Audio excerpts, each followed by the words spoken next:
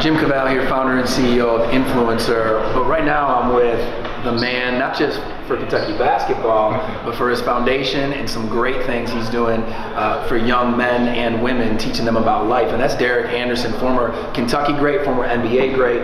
And now, Derek, tell us a little bit about what you're doing with your platform.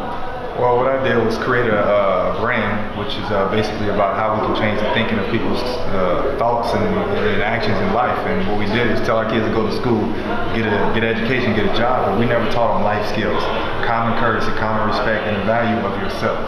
And I think that's what the idea is, create it's called Program You. And basically, would you hire you? Would you trust you? Would you depend on you? You know, how are those things, instead of us talking, I have those kids, put them in positions of power. Now they have to make life decisions based upon that, and it helps them live life. So you can't talk to them all the time, but if they have to make life decisions on their own, you'll get a better quality person from that. Because you can change your community once you change the character of a person. Changing the whole culture, and what's cool and what's not cool can change as well, right? Absolutely. So when you look back at when you were here, and your mindset then, as well as you can remember it, how do you use that perspective to try to curtail what you're saying to the young man who's in that state that's maybe hard for him to understand some of the things you're teaching? Well, I put him in the same situation, make him see that for what it is. We didn't have social media back then, so I tell him, hey, could you build your brands without social media? He's like, well, no, man, that's how everybody knows where I'm at. I said, could someone know where you're at right now without social media? You'd have to text 1,000 people or call them to let them know I'm at the Kentucky Arena. But now you got easier access, so how do you make it better?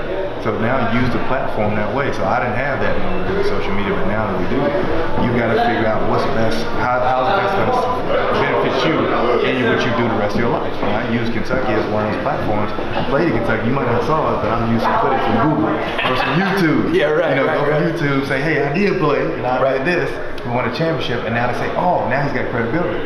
And now they have the same credibility. Once you go on social media, you have instant credibility if you're promoting it the right way. So I teach a kid, if I didn't have it and you have it, this is what you should do. So it works that way. And even though social media wasn't around when you were playing, at the same time, there's a platform when you play at this level that you can tap into. There's alumni who are influential in every industry. There's all these people that are a part of the Kentucky basketball community. And so even for a guy nowadays to think about maybe not being in the corner, but actually going and getting to know people while they still have the jersey and they're relevant.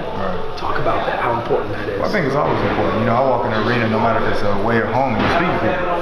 And I think people remember how you made them feel more than they see on the court. Because they're going to see a bunch of guys come on the court. There'll be another 23 after me, Anthony Davis. There'll be someone next. But how did you make that person feel when they interact with you? And that's the difference in what makes everyone. So I did that when I was here. So when I come back, it's still hello, hello. And everyone remembers that. And that's what brings a smile, and therefore they'll help you. So now news media, if I call and say, well, hey, yeah, come on the show, sure.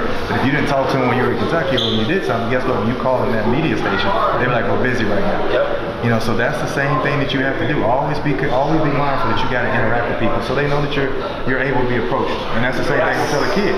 If they can approach you, they'll give you a job, as opposed to a person that never speaks.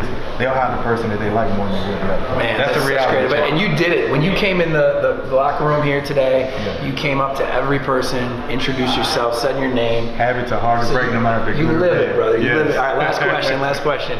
If you could talk to your 18-year-old self, what would you say that you might not realize back then? Well, for me, I think it was building the brand earlier.